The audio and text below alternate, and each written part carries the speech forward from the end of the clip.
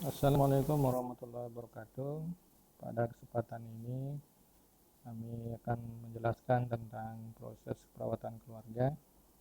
Saya Rio Bastiar, dosen psikologi Mataram, akan memberikan gambaran sedikit tentang asuhan perawatan keluarga, di mana yang pertama adalah tentunya definisi asuhan perawatan keluarga. Bisa kita jelaskan di sini sedikit ya mengenai asuhan perawatan keluarga adalah suatu rangkaian kegiatan dalam praktik yang diberikan kepada klien sebagai anggota keluarga dalam tatanan komunitas dengan menggunakan proses keperawatan. Nah, ini alasan keluarga sebagai unit pelayanan ya, menurut Ruspe Preman 1981. Kemudian keluarga kelompok risiko tinggi. Nah, ini tentunya yang kita akan tentu menjadi sasaran ya, sasaran asuhan perawatan keluarga, keluarga dengan anggota keluarga dalam usia subur ya, dengan masalah sebagai berikut: ada tingkat sosial ekonomi rendah, kurang mampu mengatasi masalah kesehatan sendiri ya, keluarga dengan keturunan kurang bagus ya, memiliki penyakit keturunan. Kemudian keluarga dengan ibu dengan risiko tinggi kebidanan, ada ibu yang kurang dari umur 20 tahun ya, 16 tahun atau lebih dari 35 tahun. Kemudian menderita kurang gizi atau anemia, menderita hipertensi, primipara, multipara, riwayat persalinan dan komplikasi. Nah, kemudian keluarga di mana anak menjadi risiko tinggi karena BBLR, kemudian berat badan sukar naik, lahir dengan cacat bawaan, ASI ibu kurang, ibu menderita penyakit menular, ya. Kemudian keluarga dengan masalah hubungan antar keluarga, anak yang tidak dikendaki, tidak ada kesesuaian pendapat antar anggota keluarga, ada anggota keluarga yang sering sakit, ya. Salah satu orang tua meninggal, cerai dan lain-lain. Ya. Nah, ini tujuan ASKAP keluarga secara umum. Ya, ditingkatkannya kemampuan keluarga dalam mengatasi kesehatan secara mandiri. Ya, jadi kita bagaimana menggali, bagaimana meningkatkan ya supaya keluarga itu bisa mengatasi masalahnya sendiri ya. Ya, tanpa bantuan itu adalah tujuannya, tujuan akhirnya. Nah, tujuan khususnya itu mengacu kepada 5 tugas keluarga ya. Mulai dari identifikasi, kemudian mengambil keputusan, kemudian melakukan tindakan keperawatan, kemudian meningkatkan kemampuan keluarga dalam modifikasi lingkungan dan meningkatkan kesadaran seluruh anggota keluarga ya, menempatkan fasilitas kesehatan yang ada. Nah, kemudian prinsip hubungan perawat klien keluarga. Nah, ini ya, prinsip hubungan. Nah, ini perlu dipertahankan. Ya, fokus intervensi perawat adalah keluarga, bukan individu ya. Jadi jangan individu itu sendiri diselesaikan. Misalnya dalam satu keluarga ada salah satu keluarganya yang sakit. Hanya satu itu anak atau orang tua itu saja yang diatasi. Tapi keluarga yang lain ya tidak dilibatkan ya. Jadi betul-betul semua ya. Tapi tetap ya keluarga tetap memiliki otonomi untuk mengambil keputusan. Kita hanya memberikan saran, masukan ya dan rencana intervensi. Selanjutnya mereka yang akan nanti mengambil keputusan mau tidak ya atau dilaksanakan tidak gitu. Nah, kemudian perawat adalah tamu di rumah keluarga. Ya namanya tamu, ya kita harus menghormati ya keluarga tersebut. Ya, sebagai tamu, ya memberikan masukan, saran dan sebagainya. Nah, prinsip-prinsip askep keluarga, ya kerjasama, ya kemudian pekerjaan yang sesuai kemampuan keluarga, rencana, ya yang disesuaikan dengan tahap perkembangan keluarga, ya. Kan ada askep proses perawatan pada keluarga ya, keluarga pasangan baru misalnya ada ya. Bagaimana prosesnya kan sesuai dengan tahap-tahap perkembangan. Kemudian menerima dan mengakui struktur keluarga, menekankan pada kemampuan keluarga. Nah, ini peran perawat keluarga ada 9 ya. Nah, Kalau pendidik ya memberikan pendidikan kesehatan. Ya, koordinator ya diperlukan pada perawatan berkelanjutan. Ya, koordinasi. Tentunya kita harus koordinasi dengan bidan, dengan perawat di sana, perawat perkesmas ya. Jadi supaya nyambung ya.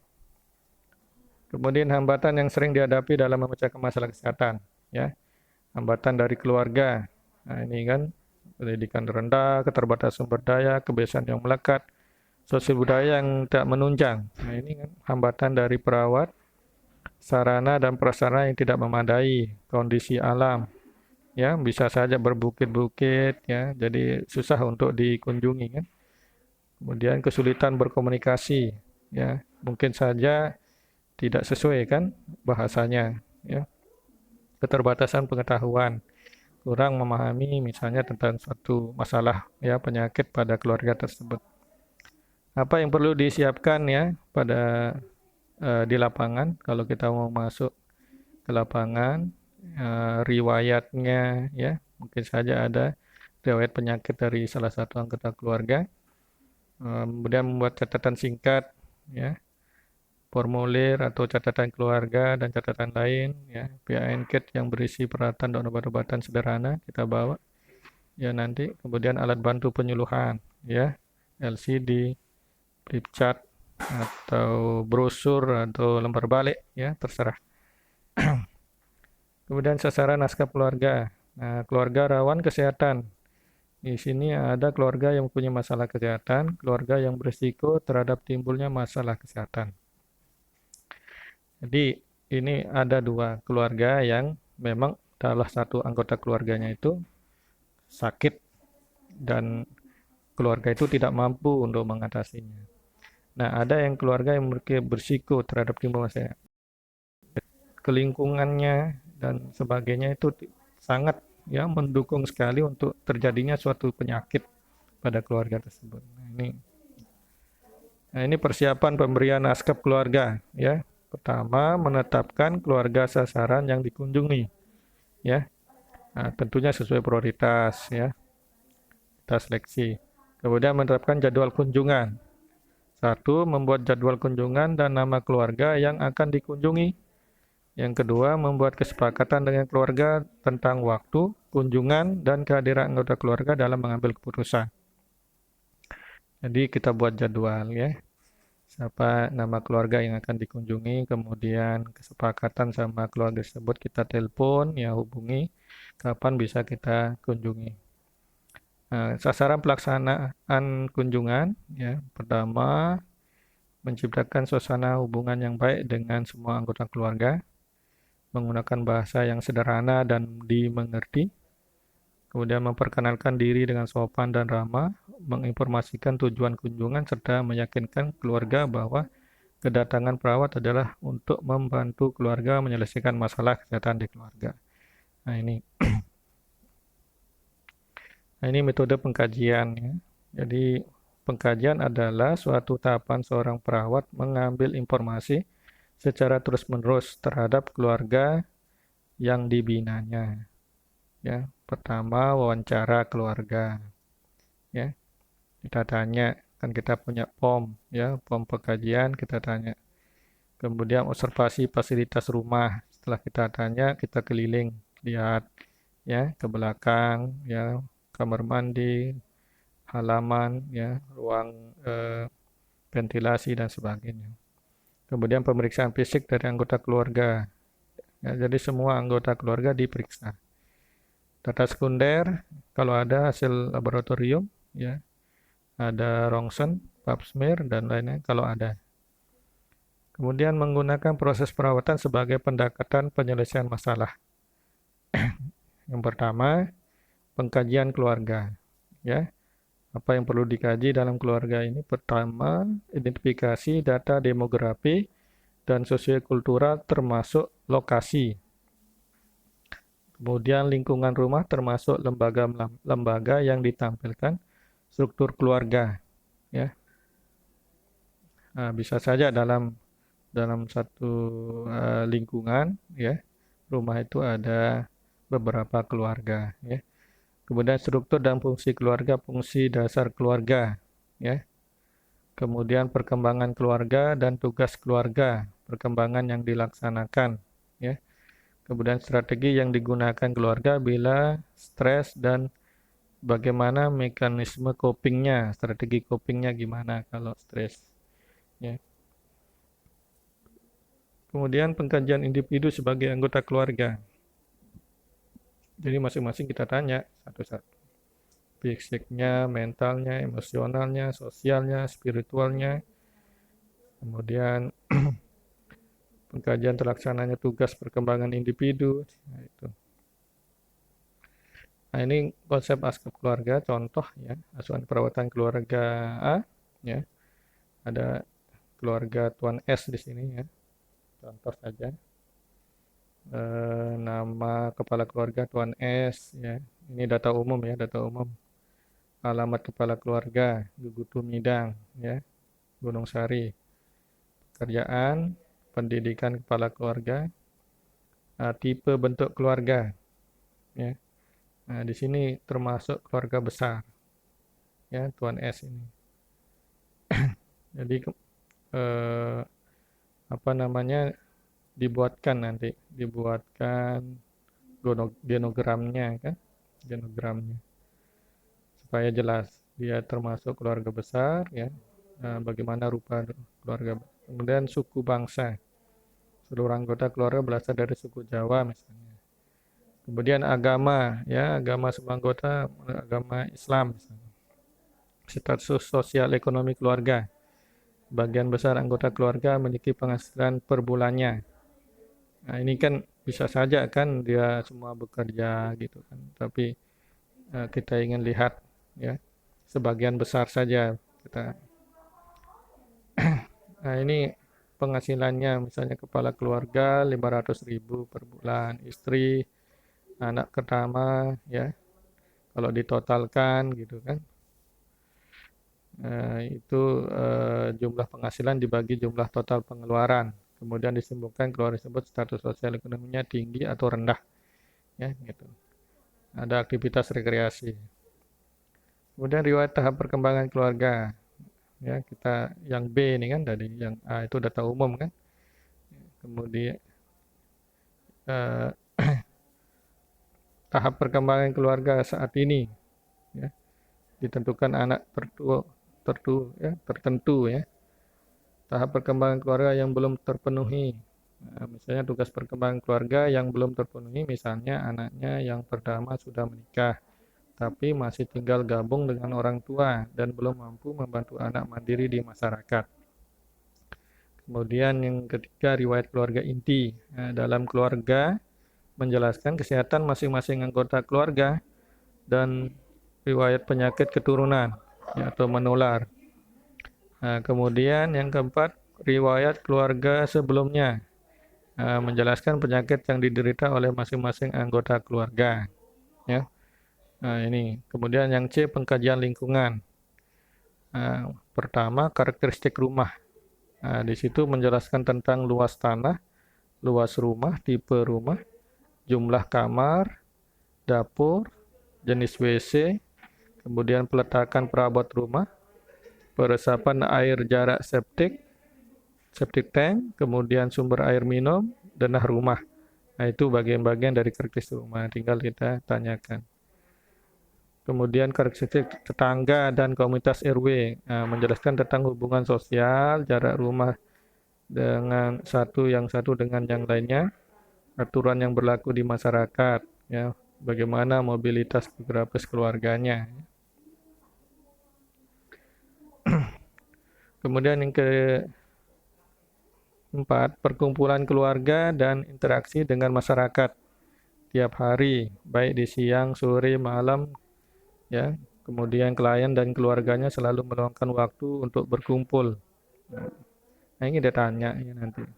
Sistem pendukung keluarga. Nah, di sini semua anggota keluarga dalam kondisi sehat, ya. Kemudian anggota keluarga saling menyayangi satu sama lain. Nah, ini perlu kita. Kemudian struktur keluarga, ya, struktur keluarga ini pola komunikasi keluarga, ya. Pertama, pola komunikasi keluarga, bahasa yang digunakan antara keluarga dan masyarakat oleh masing-masing anggota keluarga, ya. Nah, terus yang kedua, struktur kekuatan keluarga. Di sini bagaimana menggambarkan kemampuan potensial aktual keluarga dalam mengendalikan status kesehatan keluarga. Misalnya mengajarkan sopan santun dan tata krama yang baik dengan anggota masyarakat yang baik kaitannya dengan mengambil keputusan. Nah, kemudian struktur peran formal dan informal, ya. Nah, peran informal yaitu peran yang dipegang oleh masing-masing keluarga seperti pernah menjadi kepala RT, kepala lingkungan, kepala desa, camat dan lain-lain. Kalau peran formal menjadi kepala keluarga, misalnya sebagai suami, ayah, kakek, mertua, dan menantu. Itu statusnya. Kemudian yang keempat, nilai dan norma keluarga. Nah, di sini keluarga meyakini bahwa kesehatan sangat penting dan membiasakan cuci tangan sebelum makan, menjaga kebersihan rumah dan sebagainya. Kalau sekarang kan bagaimana dia menjalankan protokol kesehatan, ya. Kemudian fungsi keluarga. Di sini fungsi keluarga, fungsi afektif pertama, ya. Jadi keluarga klien saling memberikan perhatian dan kasih sayang. Kemudian dan memberikan kepercayaan dan tanggung jawab kepada masing-masing anggota keluarganya dan merupakan demokrasi dalam keluarga, menerapkan demokrasi dalam keluarga. Nah, jadi apa-apa dimusyawarahkan, ya, tidak otoriter atau permisif, ya, tidak cuek gitu, tidak memaksakan dan tidak cuek. Jadi semua dikomunikasikan. Kemudian itu kita lihat, ya, apakah fungsi afektif atau tidak. Kemudian yang kedua fungsi sosial. Ada apakah fungsi sosialnya hubungan sosial dengan keluarga selalu memperhatikan etika sopan santun dalam bersosialisasi, ya, kasar enggak kata-katanya, ya, senyum sapa tidak dan seterusnya, ya. Kemudian fungsi perawatan kesehatan keluarga, ya. Fungsi perawatan kesehatan keluarga, ya, pertama kemampuan keluarga dalam mengenal masalah kesehatan. Jadi keluarga cukup mengetahui penyakit, namun pengetahuan mengenai penanganannya kurang. Nah, itu biasanya, ya. Kemudian yang kedua, kemampuan keluarga mengambil keputusan mengenal tindakan kesehatan yang tepat, ya. Jadi keluarga cukup mengerti tentang kesehatan pada anggota keluarganya. Nah, itu, ya. Kemudian yang kedua, anggota keluarga yang sakit namun kadang masalah kesehatan tersebut dianggap sepele, itu yang kedua. Tergantung tingkatannya ini, ya. Kemudian keluarga tetap berusaha agar penyakitnya tidak kambuh dan selalu menerima solusinya. Itu dilihat tiga kemampuan. Kemudian selanjutnya keluarga sangat cemas dengan kemungkinan penyakit yang diderita anggota keluarganya. Kemudian keluarga selalu menanggapi setiap masalah kesehatan secara positif, ya. Kemudian keluarga kurang mendapatkan informasi yang tepat mengenai tindakan yang dilakukan. Ini tanda ciri-cirinya. Kemudian yang ketiga, kemampuan keluarga merawat anggota keluarga yang sakit, ya. Pengetahuan keluarga mengenai penyakitnya terbatas, keluarga sedikit mengerti tentang permasalahannya. Kemudian keluarga mempercayakan perawatan dan penyembuhan pada perawat. Kemudian untuk berjaga-jaga, keluarga hanya menyediakan obat-obatan yang sering dikonsumsi, ya.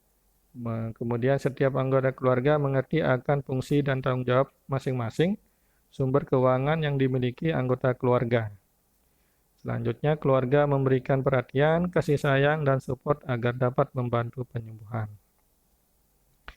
Nah, kemudian fungsi keempat, kemampuan keluarga memelihara lingkungan yang sehat. Ya, satu, anggota keluarga mengerti potensi pada setiap anggota keluarga dan mengerti tentang sumber-sumber keluarga yang dimiliki. Nah, kemudian yang kedua, keluarga menyadari bahwa dengan menciptakan lingkungan yang bersih dapat mencegah penyebaran berbagai jenis penyakit.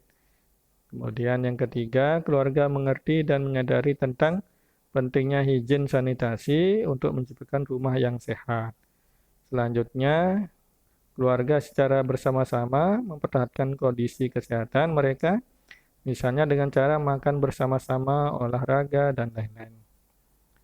Kemudian yang kelima, kemampuan keluarga menggunakan fasilitas kesehatan di masyarakat. Keluarga mengetahui dengan jelas tantangan fasilitas kesehatan yang ada di sekitar. Ya.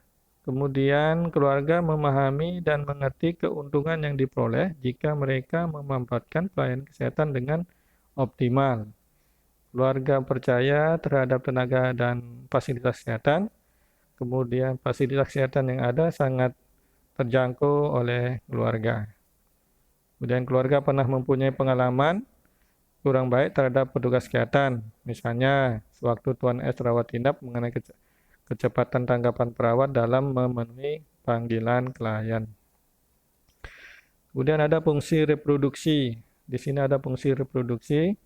Jumlah anak yang dimiliki Tuan S ada 3 orang, yaitu 2 laki-laki dan 1 perempuan. Ini contohnya yang tadi ya Tuan S.